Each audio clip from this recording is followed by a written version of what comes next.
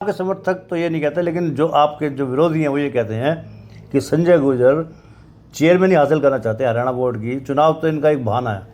देखो, चेयरमैन ही मिलती तो मुझे पिछली बार ही मिल जाती, लेकिन ओनली ओनली ओनली एक जैसे अर्जुन की आंख है ना जी, मेरा एक चुनाव ही मेरा आज सिर्फ मेरा मकसद ही चुनाव है, और चुनाव जीतना भी है, लड़ना भी है, और ये जनता जिताएगी, जनता लड़ाएगी और कमल खिलेगा पलवल में।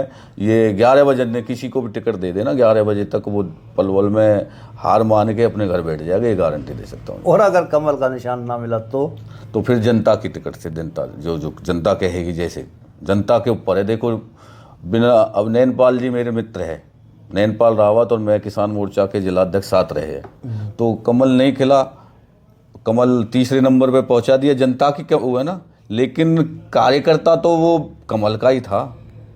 समर्थन भी दिया उन्होंने जीत के समर्थन भी दिया, तो मैं भी वैसे ही रहूँगा बिल्कुल नैनपाल जैसे। मतलब जीतने के बाद अगर हरियाणा में भाजपा की सरकार बनती तो आप भाजपा सरकार को समर्थन करेंगे? बिल्कुल बिल्कुल, भाजपा मेरे रूंग में है, सच्चाई तो ये है, मेरे रूंग में भाजपा है। और मैंने जब से शुद्ध समारी है, मैंने आप अचंबा मानोगे, मैंने बेंदा साहब के लिए भी बहुत मेहनत करी है, और मंत्री कृष्णपाल जी के 2014 में बहुत मेहनत करी है। रात के 3-3 बजे तक मैं विधानसभा में घूमा हूँ, और मुझे विश्वास है टिकट मुझे मिलेगी। कांग्रेस के नेता हैं या आम आदमी पार्टी के नेता हैं, चंद्रशेखर रावत जिलाध्यक्ष हैं, राजेश गर्ग जो इम्प्रूवमेंट ट्रस्ट के पूर्व चेयरमैन हैं, उन्होंने कहा है कि भारतीय जनता पार्टी की जीत में सबसे बड़ा रोल रहता है ईवीएम का।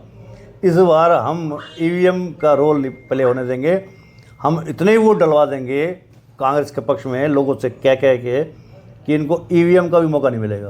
देखिए, 400 पार का नारा और ये बातें सब बेमानी है उनकी, और अगर उन्होंने 10 वर्षों में कोई काम किया है, काम के मुद्दे पर वो वोट मांग रहे हैं तो जायज़ बात होगी, लेकिन वो तो राम मंदिर की बात करते हैं, हिंदू मुस्लिम को लड़ाने की बात करते हैं। कहाँ से? ये तो वो दुनिया को दिखाने के लिए कह रहे हैं 400 पार। असलियत में वो जानते हैं कि भाई हम ईवीएम में बेईमानी करेंगे, लेकिन अब की बार जनता ने भी ठाना है कि इनकी ईवीएम को मिटाना है और इंडिया गठबंधन को जिताना है।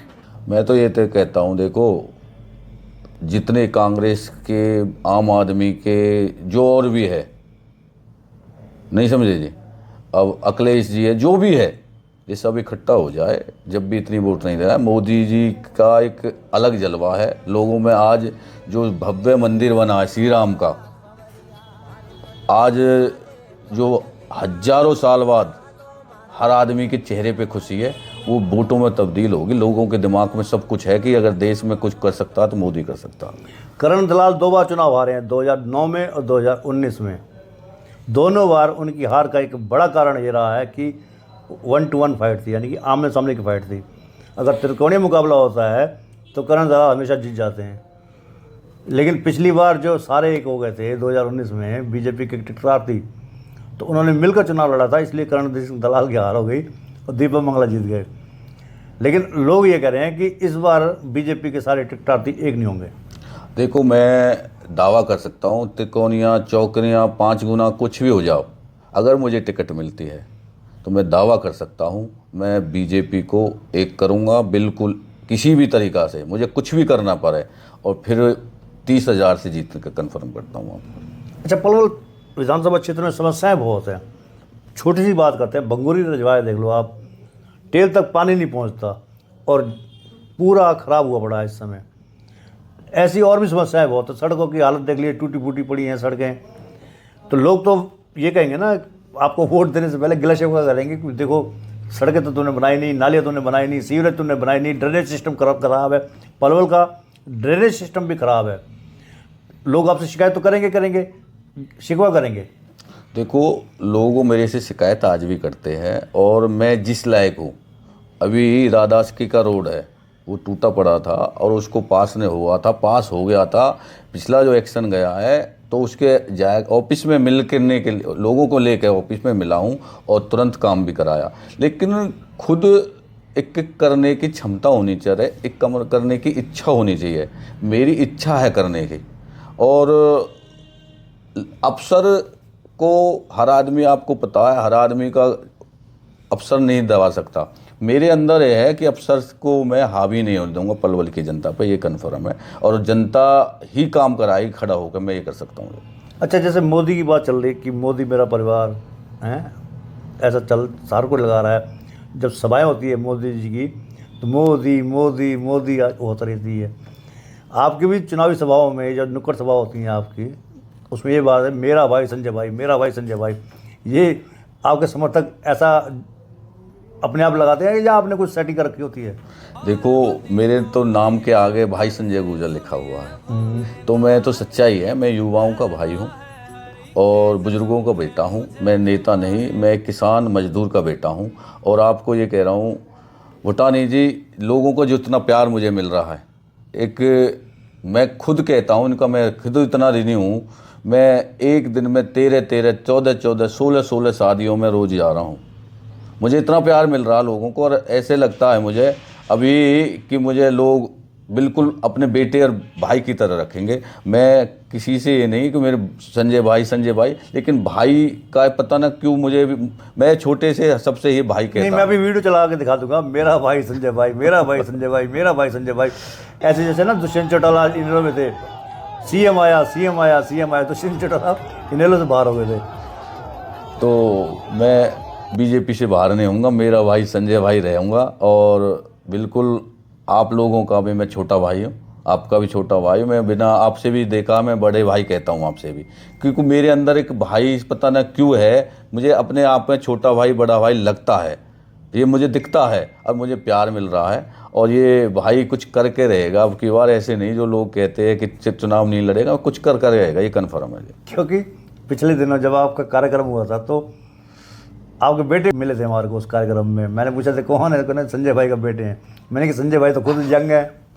देखो, हमारे जाति में थोड़ी शादी जल्दी हो जाती है और बच्चे भी फिर जल्दी हो जाते हैं, और कहावत भी है, अगाई खेती अगाई औलाद, काम ही आती है। पिछली बार तो एक हो गए थे, अगर बाद बार आपको टिकट मिलती है, सारे टिकटार्थियों को एक कैसे करोगे आप? देखो, उन सबको मेरे परिवार जैसा, मैं कहता हूँ परिवार है भाजपा, और भाजपा परिवार में ऐसा कुछ नहीं है। कुछ सबको पता है कि पुराना कौन है।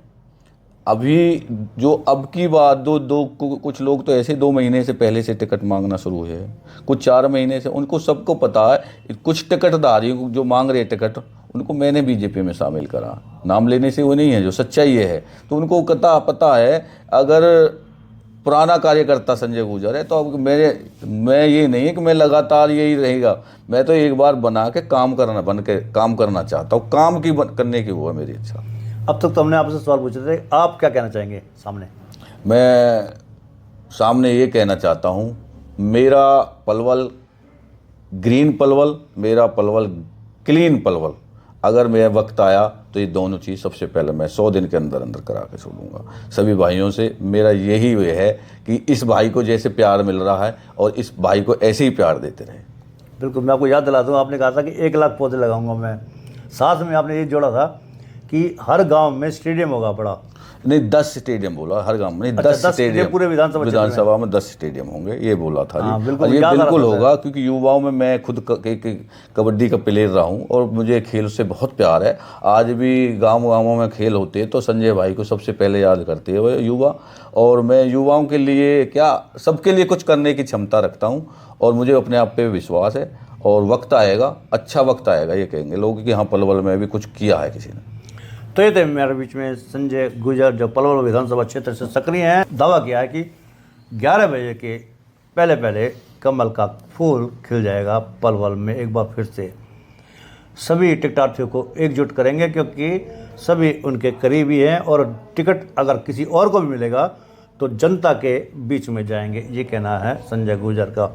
मोदी की सरकार इस बार 400 पार जाएगी, ये दावा किया है संजय गुर्जर ने, क्योंकि उन्होंने कहा कि मोदी ने देश हित में काफ़ी काम किए हैं जो कोई कर नहीं सकता। मेरा तो आपसे अनुरोध है कि हमारे चैनल को आप लाइक करें, फॉलो करें, कमेंट बॉक्स में प्रतिक्रिया दें, इस लिंक को ज़्यादा से ज़्यादा शेयर भी करें। धन्यवाद। जय हिंद, जय भारत।